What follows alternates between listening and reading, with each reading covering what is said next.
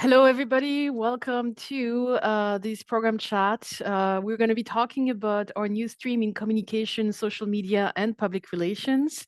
I'm really happy that you're here with us. And for those of you who are looking at this recording afterwards, I hope you'll also take the time to send us any questions you might have. So this is a new stream that we're starting at the Markham campus, and I'm going to go and introduce a little bit, the overall structure of the faculty who's going to be teaching on the campus. So I am the chair of the Communication and Media Studies Department. My name is Ganelle Langlois. The undergrad program director is Professor Susan Driver, who couldn't join us tonight, but she will be working closely with Markham. And the person that you'll be in touch the most is area coordinator, Professor Nick Taylor, who will be taking over from me at this point. Thanks, Ganelle. Yeah, welcome. We're so excited to share this virtual program chat with the Communication, Social Media, and Public Relations program with you. It's kind of, speaking on behalf of my colleagues, this is a little bit of a dream come true to be able to build a program from scratch. With particularly in such an exciting home, the new Markham campus coming online at York. You'll meet the other professors launching this program in a minute. Most of them anyways, one of them is on family leave until the spring. But thank you again for being here. And in terms of the kind of the schedule for today's brief session, after you hear from each of us about who we are and what we study and what gets us excited, I'm going to go in to talk about a little bit of the structure of the program. And Ganelle is going to talk about the degree structure and more generally. And then we're going to hear from myself and each of my colleagues who are launching the program about what's going to happen in the first year, what you can expect if you're an incoming student to this new program in social media and public relations, what you can expect from the program and what sets it apart from other programs, both at York and in Canada, and in fact, I think internationally. So I think we're ready to introduce ourselves. Kelly, can I pass it over to you? Hi, everyone. I'm Kelly Bergstrom. My students tend to call me Dr. B. Before I became a professor, I had quite a long path. I used to work at an art gallery. I've spent some time doing research in video game companies. And so the research that I do, I'm really interested in how we interact with each other in online spaces. And I'm really interested in the drama. So I've done a lot of work on trolling and toxicity. And the other area of work that I research is I'm actually really interested in work-life balance, like how these new technologies that are coming into our lives are changing both like how and where we work. And I'm really interested in this like rise of hustle cultures. That's something that you might have noticed where like you no longer have hobbies, you have side hustles. That's me. I'll pass it over to Rob. Thanks, Kelly. My name is Robert Gale. I'm brand new to York. I just basically started in January. I'm super excited to be at York and to be joining everyone at the new Markham campus. Like the description says, one of the big things I'm interested in is alternative social media. So you may have seen a lot of changes in social media over the past year, particularly with like Elon Musk buying Twitter and then changing its name to X. What I'm interested in are people who are building alternatives to Twitter and Facebook and the sort of communicative practices that happen there. Another major line of my research, in fact, it just came out in book form not too long ago, is the history of manipulative communication, which can include propaganda and disinformation, but also public relations as well. So I'll be drawing on both of those as I teach courses at Markham. I'll turn things over to Nathaniel. Thank you, Rob. And hi, everyone. It's a pleasure to meet you all, and I really hope to meet you all in Markham next year. So my name's Nathaniel Lewine, and I'm also brand new to York and very excited to be here and at the forefront of this program. In my work, I analyze the social media and digital marketing and recruitment strategies of volunteer tourism agencies and international service learning programs, the kind that might recruit, train, and send young folk like yourselves overseas to work on different kinds of projects, humanitarian or community development work. I'm interested in how these trips risk prioritizing the pursuit of fun and pleasure in international travel and how this might risk perpetuating colonial and imperial legacies and global forms of inequality that shape global humanitarian practices, even when these kinds of practices are trying to disrupt or right these histories. And I also write sometimes about the mediatization of solidarity work, experiential education, and community-engaged learning, and how this all fits together in post-secondary education. And I'll be speaking with you folks again a little later. So back to you, Nick. Thanks, Nathaniel. Like I mentioned at the outset, Rianka Singh is with us in spirit, or not. She's actually on family leave. She'll be joining us again in the spring and ready to go in the fall.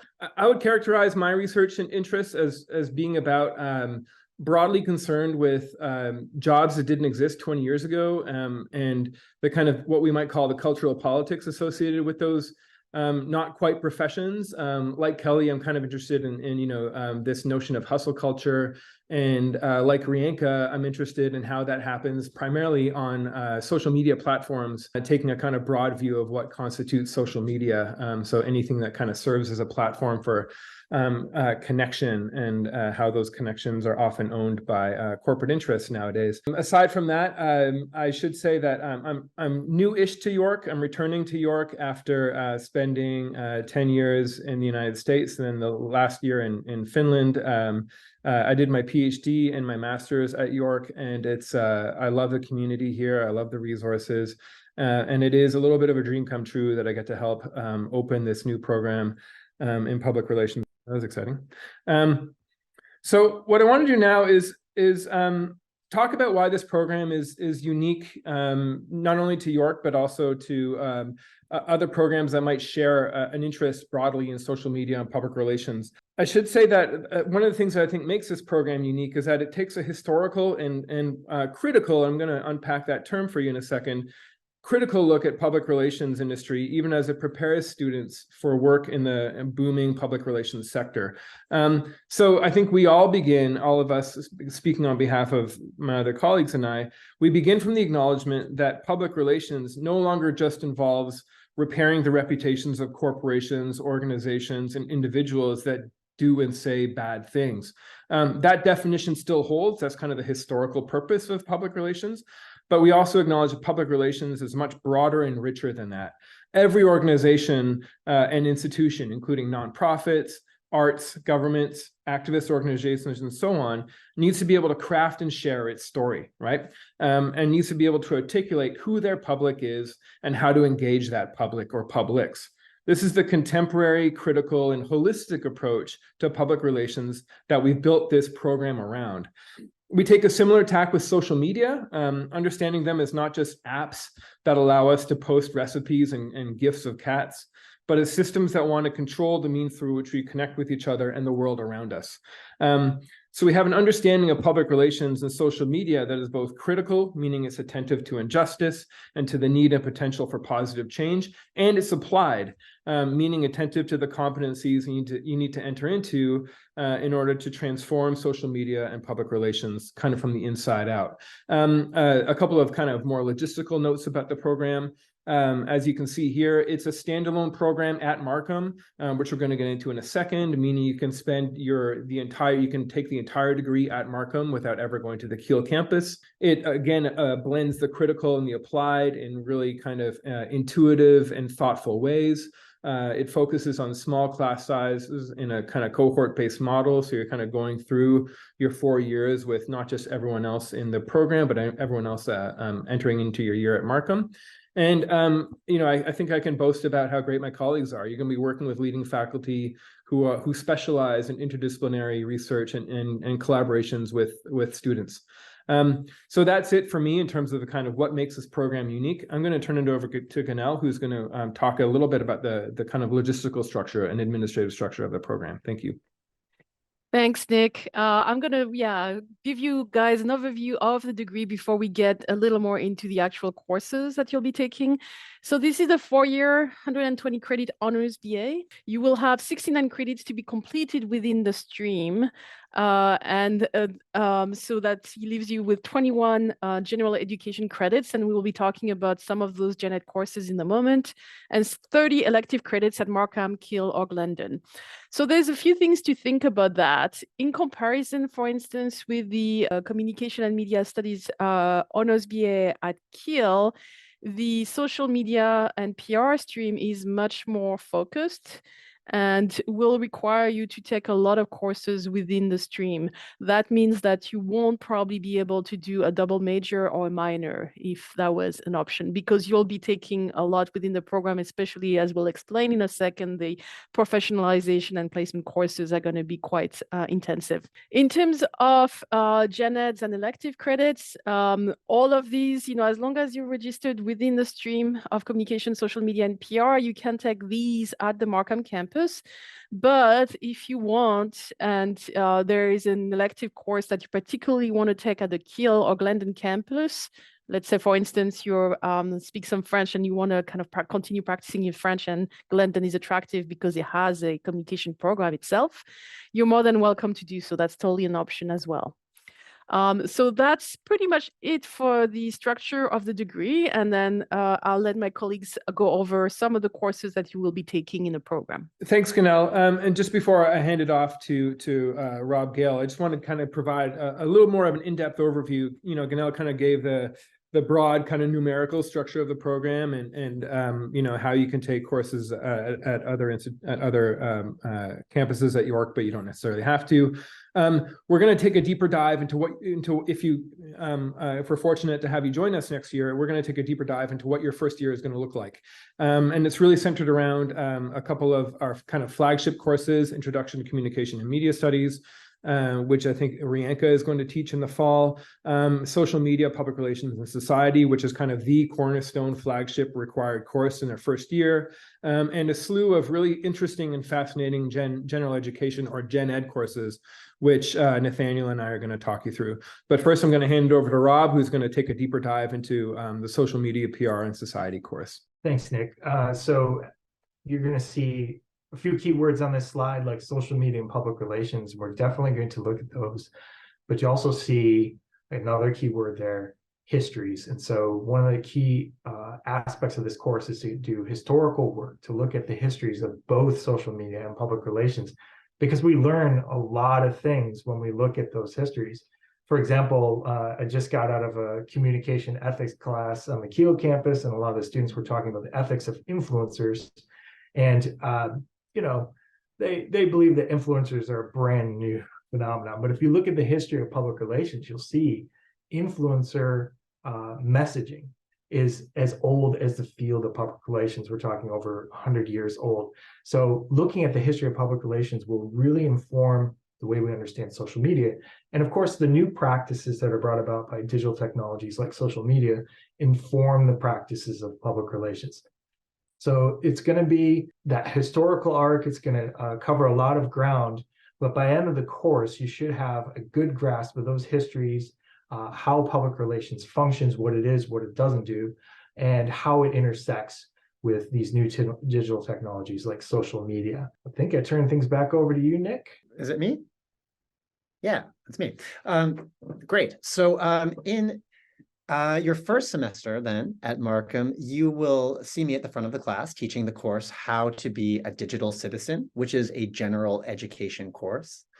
The question that drives this course asks, what do we need to know and do in relation to the past, present, and future of digital technologies in order to become active, ethical, and literate digital citizens? So the course sets a theoretical, historical, and ethical foundation for the kind of topics that you will be engaging with over the course of your time at York, and I would wager probably throughout the rest of your careers too. The class is organized into 3 different themes.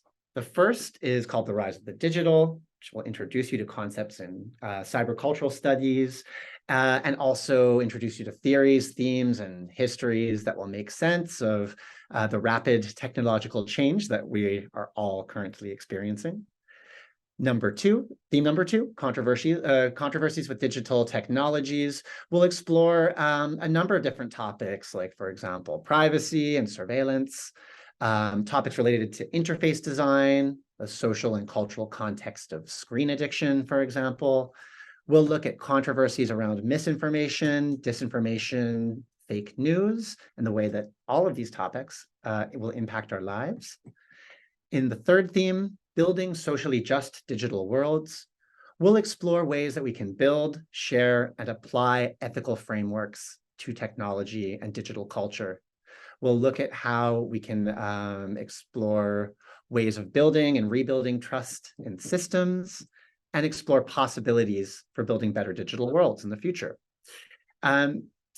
This class is taught from a decidedly interdisciplinary perspective, using lots of different frameworks and fields of inquiry. That includes critical communication and media studies, excuse me. Also elements of history, political economy, even neurobiology.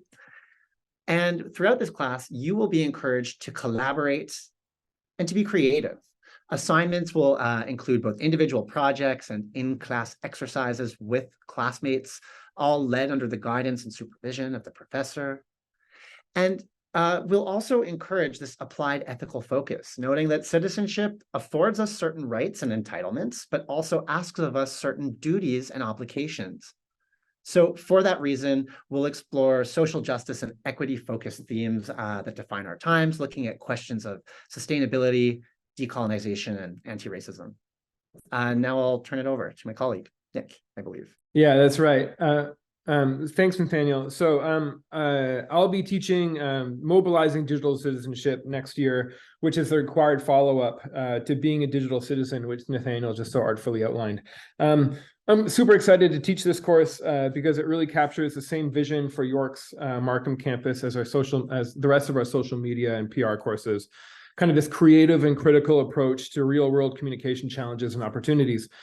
This course does so in a very applied way, building on the foundations laid down in being a digital citizen, which again, Nathaniel just outlined for us, and then inviting students to design what we think of as an intervention. So whether that's an artifact or a strategy or a set of techniques that puts into practice a kind of ethical and conscientious way of being a citizen in a digital age. So we're going to be studying techniques of engaged and active online citizenship, and then making media, maybe a podcast, maybe a series of memes, maybe a YouTube video that puts these kinds of techniques into practice in a very real kind of non-abstract and non-theoretical way. So I'm super excited about it because we're going to get our hands dirty with some interesting technologies in a kind of critical and reflexive manner. And I think I'm going to turn it over to Kelly now, who's going to talk about another one of our general education courses, which is the video gaming and society one. Kelly? I am really excited to be teaching this class in the fall, and in the future, Nick and I are going to be alternating back and forth because we both study games. I've been studying games for over a decade now, and I'm very excited to be able to share all the stuff that I've been learning and thinking about. So in this class, we're going to be approaching games as a social technology. So as a way that we can interact with other people, a way that we might meet people that you don't necessarily see in your like day-to-day life, like in your class. You can log on to a game and then all of a sudden you're playing with someone from the other side of the world. And we're going to use games as the lens to take a look at a variety of different topics. And the nice thing about games is that they're always evolving, they're always changing. So we're going to be taking a look at the like bleeding edge topics. So things right now are like the platformization of games, where it's become a service where you don't necessarily buy a game anymore, you're paying a subscription.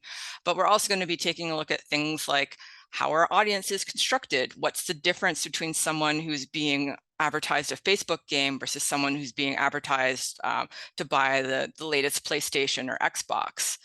So the other thing that we're going to be taking a look at is like, how are games actually made? They don't drop from the sky fully formed. They are made by so many people, and we don't know the names of many of the people who are involved in it. So what is all the work that's going on behind the scenes that goes into making an and the uptake of the games that we love.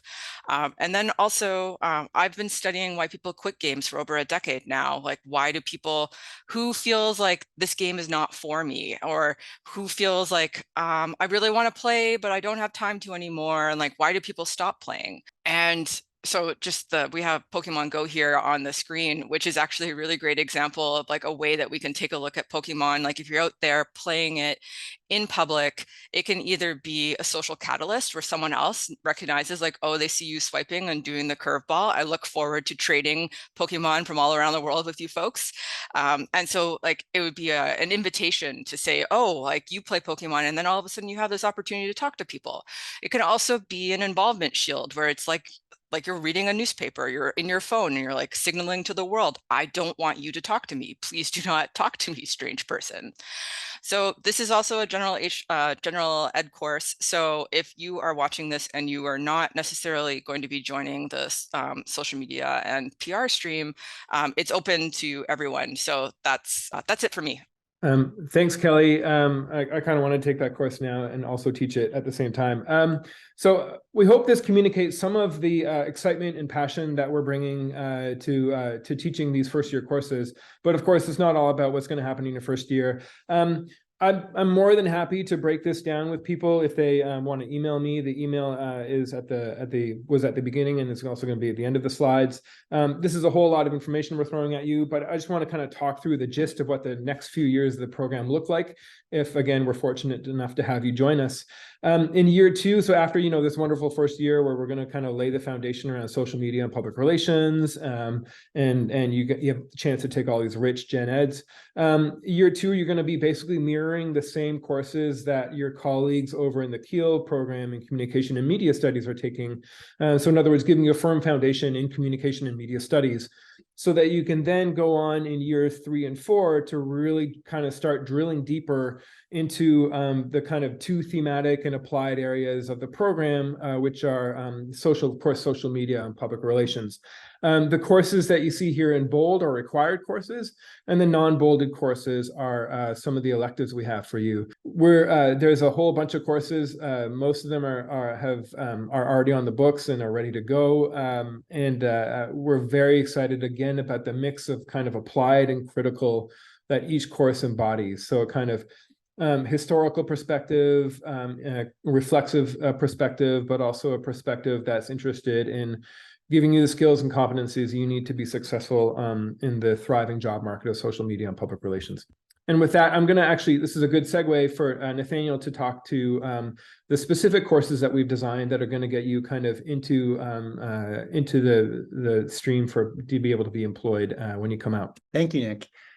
And that's right, because studying at York will allow you the chance to put all of this knowledge to work by developing strong skill sets that can be applied directly to a number of different prospective career paths. And you'll get the chance in our program to try out your skill sets at different stages throughout your degree.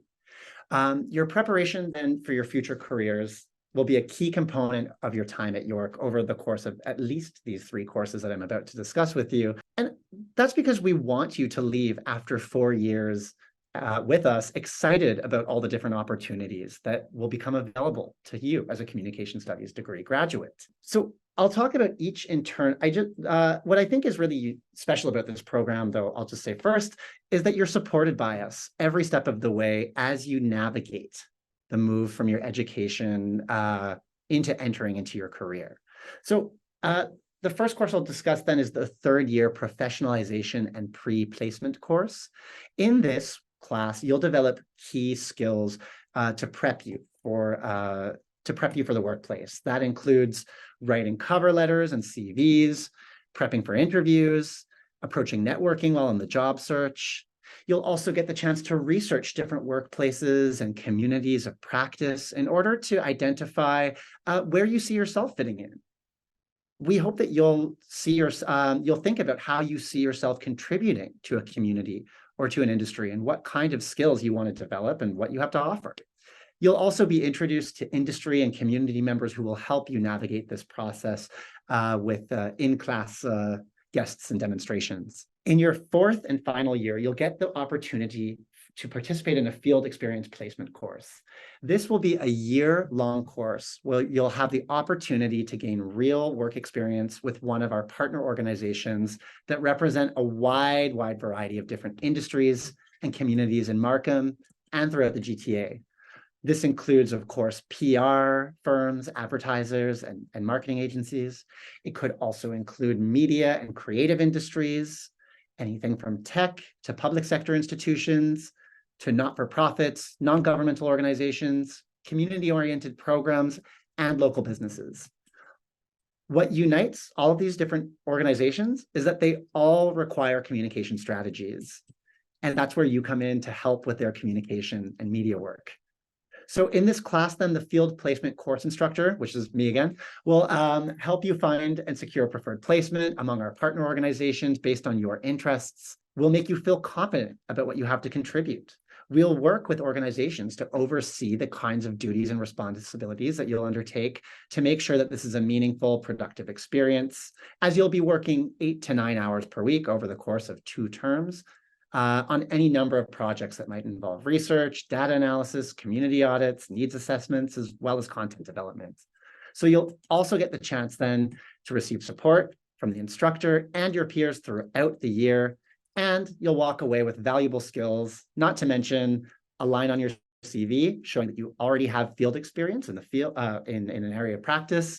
You'll have a network of professional relationships, and you will very likely have a letter of recommendation from future employers. The final course I'll just chat with you briefly about is our portfolio course, which offers you the chance to showcase the last 4 years of your hard work at York. It will become a culmination of critical frameworks and applied knowledge from the last 4 years. And you'll get the chance to complete projects that you might have begun at earlier stages and you want to return to because you were so excited about them. You'll get the chance to polish or refine any other skills that you want to further develop. And you'll walk away with a showcase that will become a very valuable asset as you navigate your early career, demonstrating all the skills that you've developed. Thanks, Nathaniel. All right, I hope that we did kind of push a lot of information your way. I want to thank you for sitting through it. As you can tell, this program is ready to go. We are excited to start. We can't wait to see you next fall. And I think now, Adam, you're gonna walk us through a little Q&A period. Thank you again, everybody, for attending. Yeah, we're thankful for the opportunity to talk about this labor of love that we've been working on for a long time now. So thanks.